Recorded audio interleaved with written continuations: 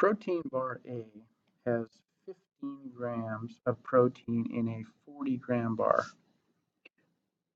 Protein bar B has 20 grams of protein in a 60-gram bar. Which bar has more protein per gram? All right, so we're trying to find the unit values, the per gram value of each bar, and then compare. So let's put grams on top and bars on the bottom. And then let's take the first one. So in protein bar A, we have 15 grams per 40-gram bar.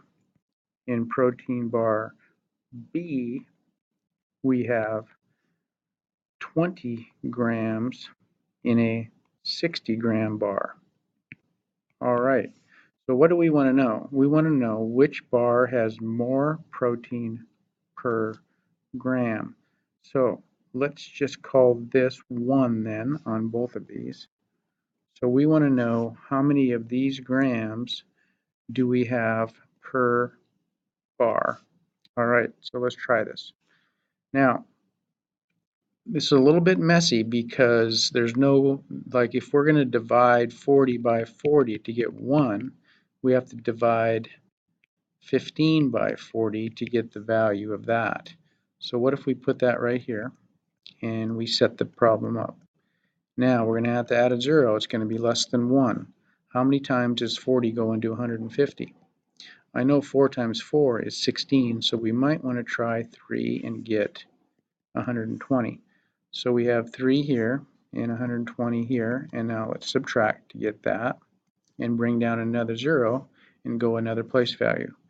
So now let's try, let's see, 4 times 7 is 28, so let's do that.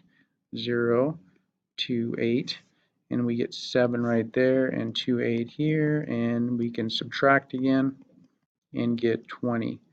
And now let's stop there and see if the other one, if we can do the other one now. This one is going to be 20 divided by 60 to find the unit value. Let's add a 0. Now how many 60s are there in 20?